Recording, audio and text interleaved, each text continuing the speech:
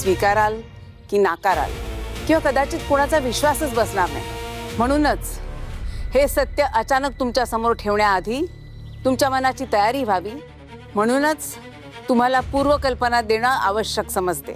मी जे सांगणार आहे ते ऐकण्यासाठी तुम्ही सगळे तयार आहात?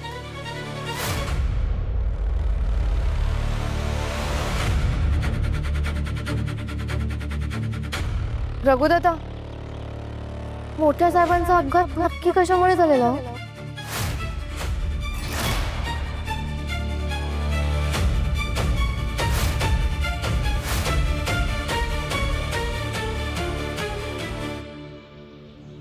जी गोष्ट सांगणं आजवर टाळत आले होते ती गोष्ट सांगायची वेळ आली आता।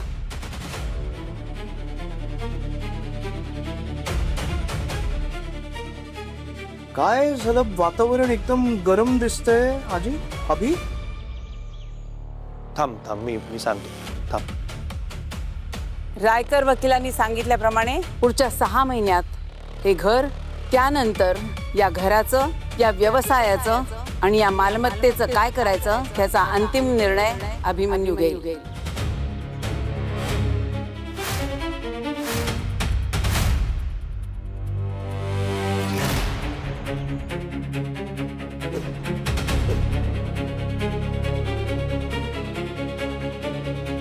आणि हे ठरवलं कोणी? नाही, हे शक्य नाही। आई, अगं तू कमीत कमी आम्हाला तरी विश्वासात घ्यायला हवं होतंस। हा निर्णय माझा नाही, तुमच्या दादाचा आहे। त्यांनी लिहून ठेवलेली त्याची इच्छा आहे ही, त्यामध्ये कोणाचाही हस्तक्षेप चालणार नाही।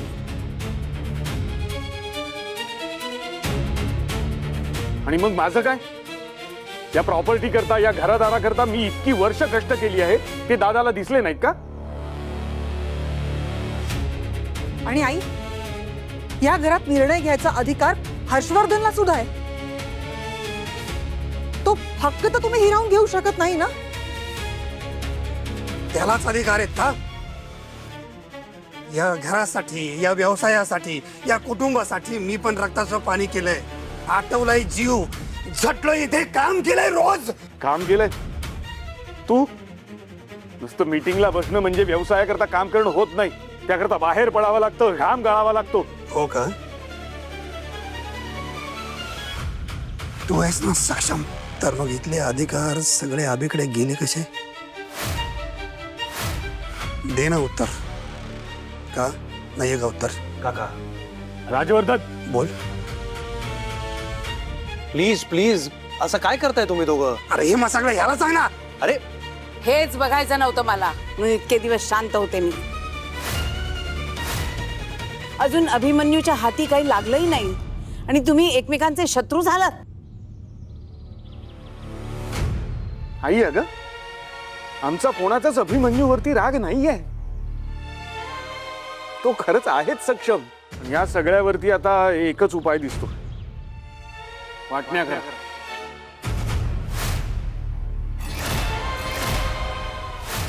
काही लोकांच्या नशिबात काय लिहिलं असेल काय सांगता येत नाही हो। मोठ्या साहेबांच्या बाबतीत पण असंच घडलं। मोठ्या साहेबांना ते पुरस्कार मिळाला होता, मग ते सगळ्या कुटुंबाला घेऊन फिरायला गेले। इकडे ते काय ते शाळा घेऊन जाते ना सहलीला, थंड हवेचं ठिकाण, महाबळेश्वर। हा, महाबळेश्वरला गेले होते। मग तिकडे मोठ्या साहेबांचं आणि सगळ्यांचं भांडण झालं। भांडण? हा, मोठ्या साहेबांचं सगळ्यांशी भांडण झालं। हा हा, भांडण झालं। पुढे काय झालं आणि भांडण काय झालं होतं? या घरादाराचा, मालमत्तेचा ज्याचा हिस्सा ज्याला त्याला देऊन टाका। तुझं माझं पटत नाहीच कधी, पण तुझा मुद्दा करेक्ट आहे। आई, माझं सुद्धा तेच म्हणणं आहे। आई, करून टाक वाटण्या।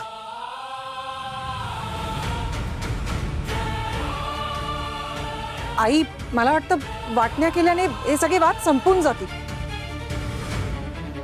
आणि घरातलं एकंदरीत वातावरण बघता मला वाटतं वाटण्या करणं हाच योग्य पर्याय असेल। आई, आणि कसं आहे ना, नात्यांची दोर सैल झाली की कितीही गाठी बांधल्या ना तर काहीतरी सुटतच. आणि काही गोष्टी वेळेवर वेगळ्या झाल्या तर कदाचित सगळंच वाचतं. आणि कधी कधी एकत्र राहण्यापेक्षा अंतरच नातं टिकवून ठेवतं. बाकी सगळा तुझा निर्णय आहे. मी तर कायमच या घराचं भलं बघत आले. नाही, वाटणी होणार नाही. हा माझा निर्णय आहे. अजून 6 महिन्यांनी अभिमन्यू जो निर्णय घेईल तो अंतिम निर्णय असेल.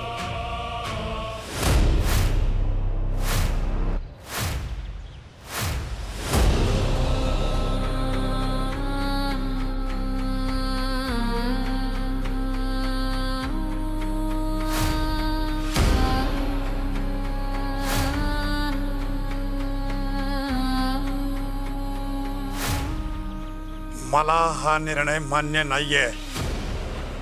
तुला हे मान्य नसलं तरी कायद्यानं हेच होईल.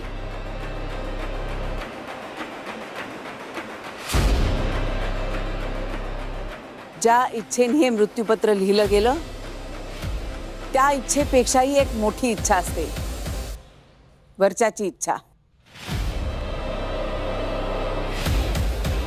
आपल्या घरात जे काही होतंय ते सगळं आपल्या इच्छेने होतंय असं वाटतंय का तुला राजवर्धन? नाही राजवर्धन, सगळ्या गोष्टी आपण ठरवत नसतो. काही गोष्टी वरूनच ठरून आलेल्या असतात आणि ते टाळण्याची ताकद ना तुझ्यात आहे ना माझ्यात आहे ना या घरातल्या कोणामध्येच आहे. त्यामुळे हे सत्य स्वीकारायलाच हवं.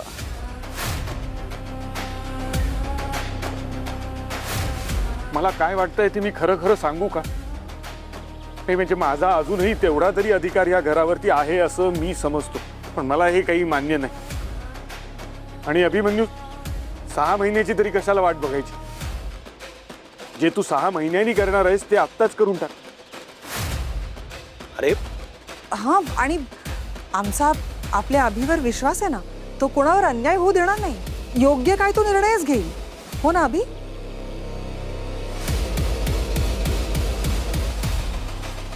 अभि, ज्याच्यावर सगळ्यांच्या नजरा वळतात त्याचं आयुष्य त्याचं राहत नाही, लक्षात ठेव.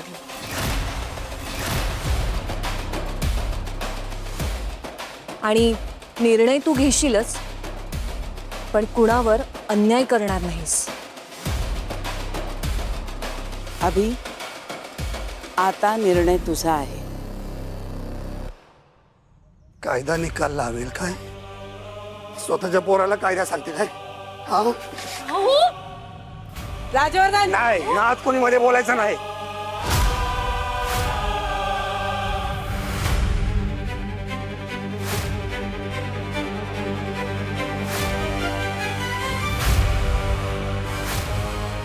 खाली घे बंदूक. अभी बोलू नको. जीव घेणे की कथा आज मी.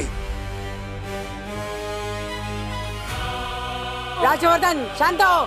अरे काय करतोस? वेळ लागलाय का? राजवर्धन, अरे काका काका काय शांत काका. शशांक, तुझा बस. तुझा काय संबंध नाही बोलायचा. खून झालं. नेहमी मलाच डावलं जातं. कधी बघितलं तर बाबा होते.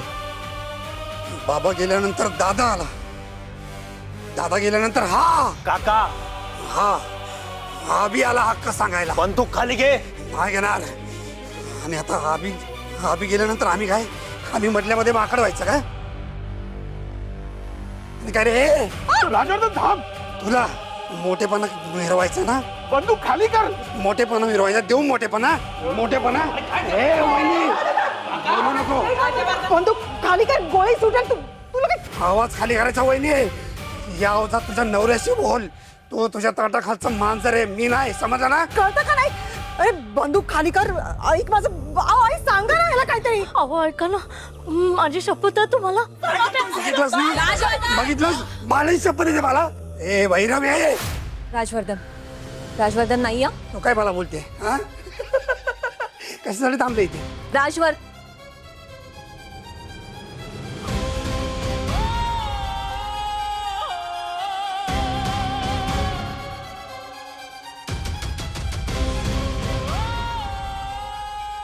हे लोक फिरायला गेले महाबळेश्वरला. महाबळेश्वरला गेल्यावर त्यांचं सगळ्यांशी भांडण झालं. पुढे पुढे काय झालं? हा पुढे त्यांचं भांडण झालं सगळ्यांशी.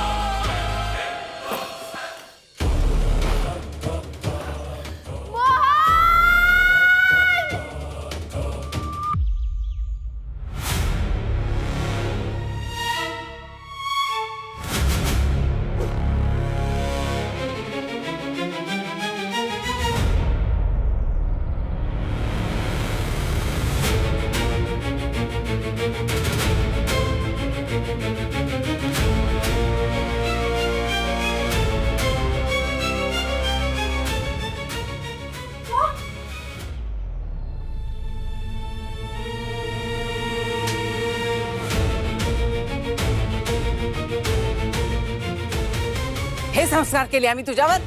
या घराचे हे संस्कार आहेत? अरे घरातल्या माणसावर गोळी जातोस तू.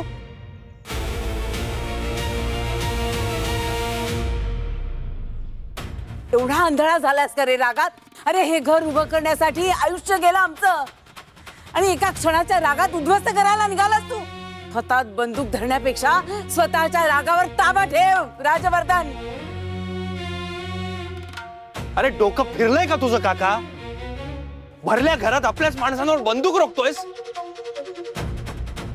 आज अभिनी हात धरला नसता तर काय अनर्थ झाला असल्याचा विचार तरी आला का मनात? एवढा कडवटपणा भरलाय तुझ्या मनात की जीवावर उठलास आमच्या. हा तर रागाच्या भरात होत्याचं नव्हतं झालं असतं, कळतंय का तुला?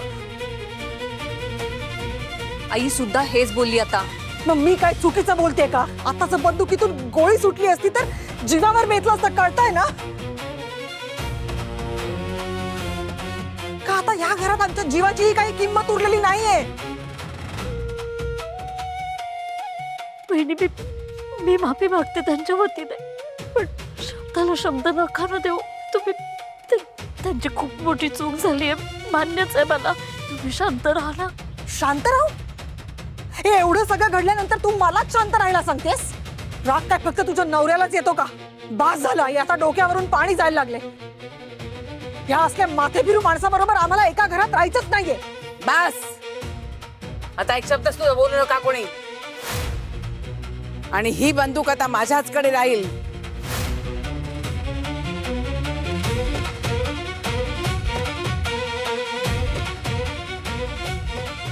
अगं मी वचन देतो तुला, यापुढे असं बंदूक नाही काढणार घरामध्ये. आपण कोणाला देणार सुद्धा नाही. दे काय? दे मला. विश्वास नाहीये का माझ्यावर तुझा? तो विश्वास आजच गमावलास तू.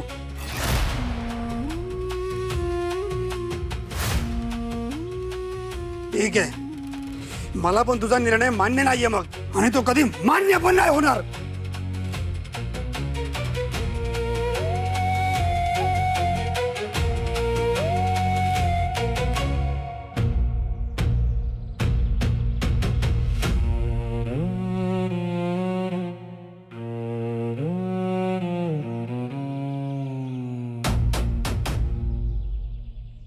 वाह, छान. मग आता काय या घरात पुढचे 6 महिने काय होणार याची वाट बघत बसायचं का आम्ही? हो, 6 महिने वाट बघायची. जशी इच्छा लिहून ठेवले तसंच होईल. इच्छा? अहो, ही आमच्यासाठी शिक्षा आहे ही. आणि आता एका माणसाच्या निर्णयावर आमचं भवितव्य ठरणार आहे का? उत्तर वेळच देईल संजीवनी.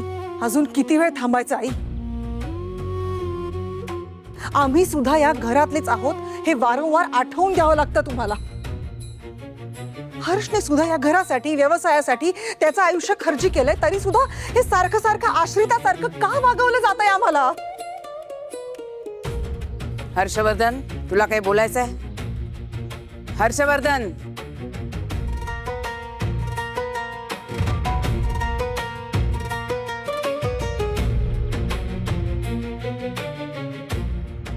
कधी कधी गप्प राहून सगळे प्रश्न सुटत नाहीत आई. काही वेळेला ते प्रश्न अजून मोठे होतात.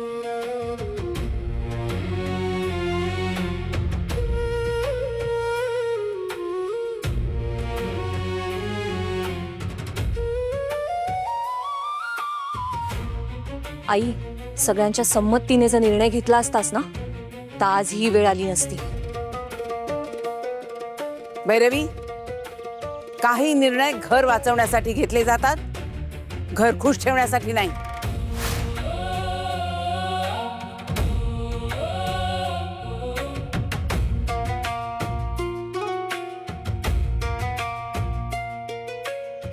गोळी काचेला लागलीये, तडा घराला गेलाय.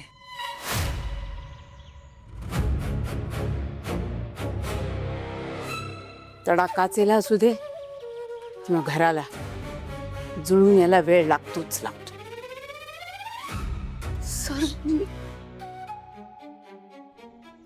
काही जखमा शब्दानं भरून येत नाहीत.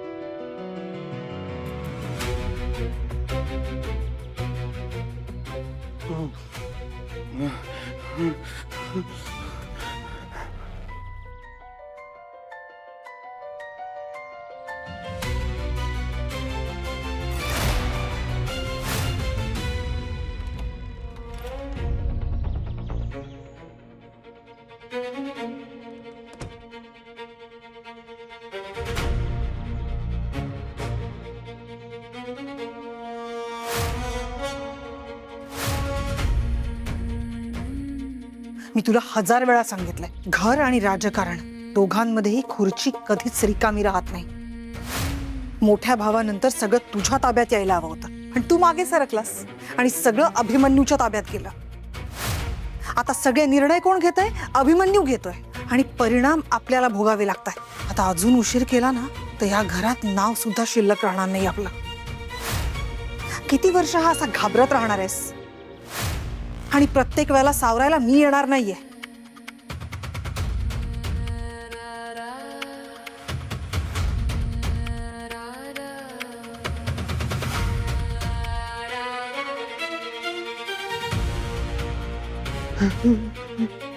एवढा का घाबरलायस?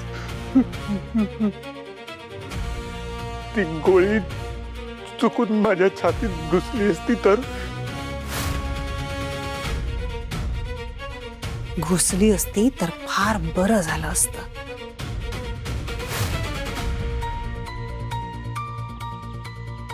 मी असं होऊ दिलं असतं का? ह्या घरात मला तुझ्याशिवाय आहेच कोण? पण ह्या सगळ्या प्रकारामुळे एक गोष्ट मात्र क्लिअर झाली, ह्या घरातली लोक कुठल्याही थराला जाऊ शकतात. वेळ पडली तर आपल्याला संपवूनही टाकू शकतात. आता जर गप्प बसलो ना तर फुटकी कवडी सुद्धा मिळणार नाही. म्हणजे आता चाल खेळायची वेळ आपली. करेक्ट.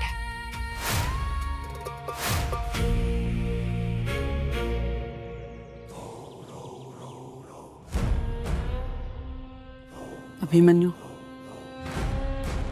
राजवर्धनच्या रागावर काहीतरी उपाय केलाच पाहिजे आपल्याला.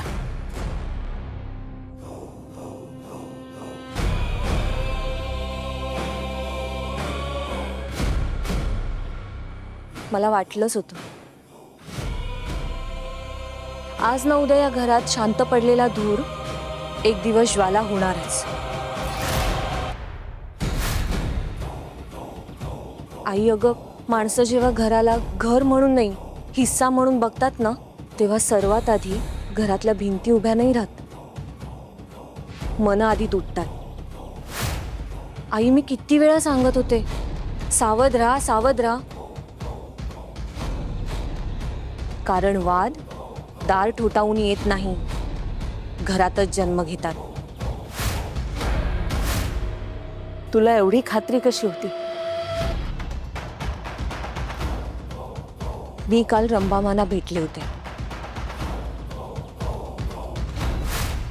जास्त काही सांगितलं नाही, पण त्यांच्या एका वाक्याने मी रात्रभर झोपले नाहीये.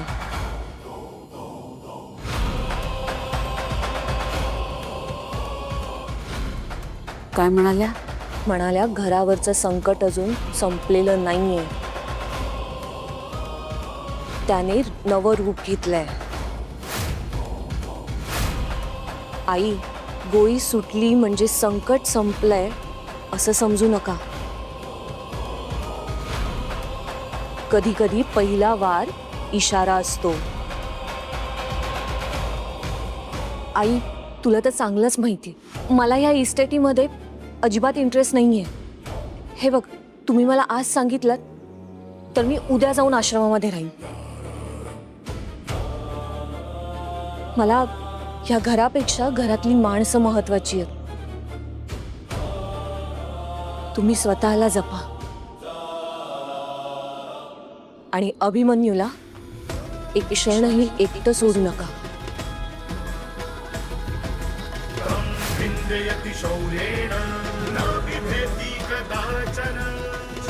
म्हणजे माझ्या मोहनच्या जीवाला धोका आहे.